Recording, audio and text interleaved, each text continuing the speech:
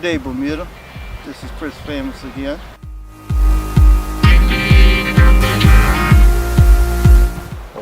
What would drive black people to even join the UBP? And I never came to a firm conclusion.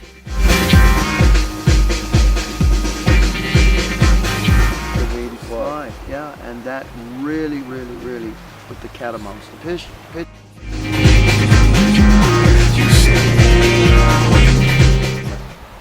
Good day, Bermuda. This is Chris Famous again. Bermuda, another episode of Bermuda Voices.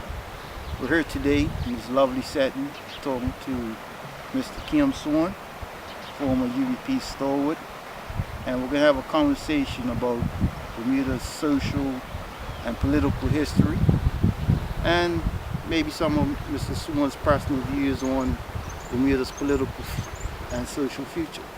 So, welcome, Mr. Swan. Thank you for coming to this lovely island. I've always been a PLP supporter, and you as someone who's always been, or previously had always been in the UBP, I guess, just through a Bermudian lens, I always wondered to myself, what would drive somebody to join, or what would drive black people to even join the UBP?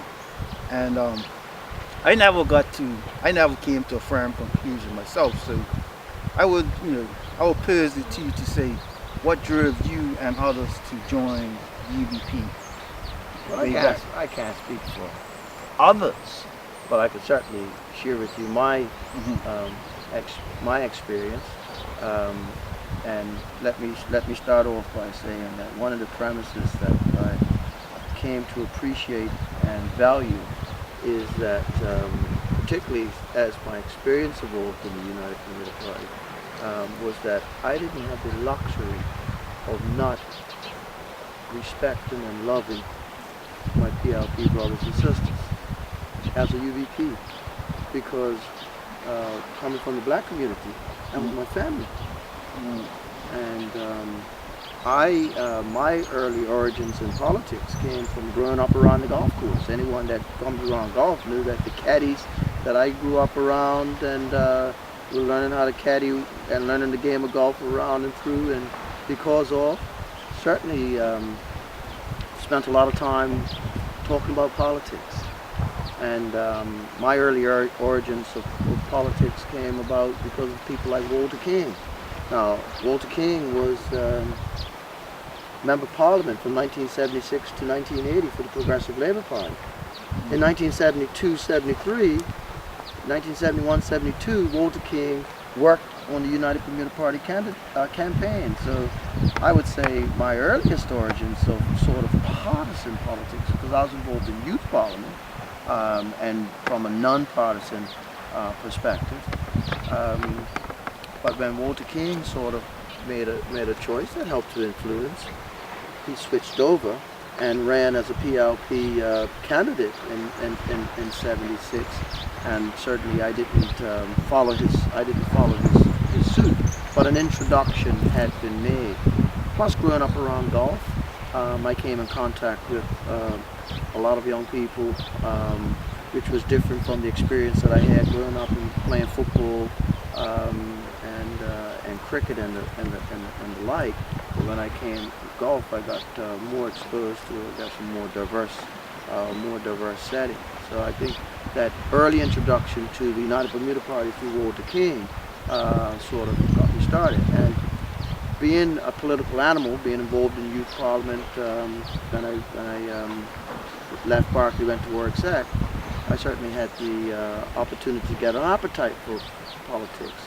Put that with the connection that I had made through my socialization through golf, Walter, and others. That sort of led me in the direction of the United Bermuda Party. Yeah. So when you joined the UBP, how were you accepted? Or were you readily accepted? Was you accepted with hesitation? What was your reception when you joined the UBP? It was a welcoming reception from the outset. I mean, I was a very young person, but going, for instance, let me just digress a bit. When I went to Berkeley, for instance, I had an interest in the political flavor because I was around, at that time I was around golf. And I can remember looking from Somerset to St. George and could count beyond my fingers on my hand members of Parliament who family members. And you have to remember in the early 70s you had the Ratterys up in Somerset. My relatives. My great granny was Harriet Rattery. You had Walter Robertson in Sands South. It was Progressive Labour Party. His mother was Anderson, my grandfather's first cousin. You had Reg Boris, PLP in Southampton West. His father and my grandmother were first cousins. Then when I go down to work, I have Walter Brangman, but I also had Gladman, Doc Hall. So I had these were whole biological relatives of yours? Biological relatives. I mean, as black people, we like, that's my cousin. I just told you, I told you connections with grandparents. Okay. My grandmother was a Boris. My grandmother was a Boris. My paternal grandmother was a Rattery. Those are direct. My maternal grandmother was a Hall. So I had a lot of relatives that were on both sides of the political divide. So I didn't see it at that time to the extent that I got to see it once I made a choice.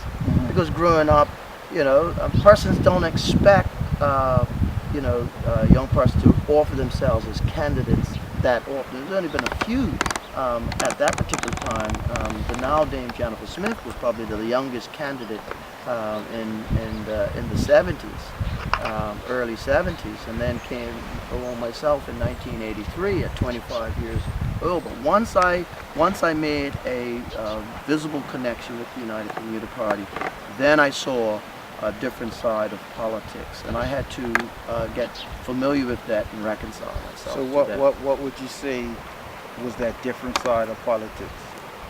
When I first stood at the polls in the 1980 election, December 1980 election, with Ralph Marshall and Harry Vera up in Southampton West, where I grew up, and the branch I was involved in, and I certainly felt the wrath of a number of my family members. I'll share another family member with you.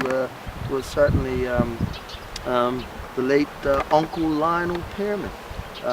BIU? From the Workers' BIU, Voice? for Workers' Voice. Married my father's sister. I mean, and so he didn't take too kindly seeing his nephew standing at the polling station as they made their rounds, and it took a lot of years for us to sort of, cut beyond how that experience went that day. So tell me,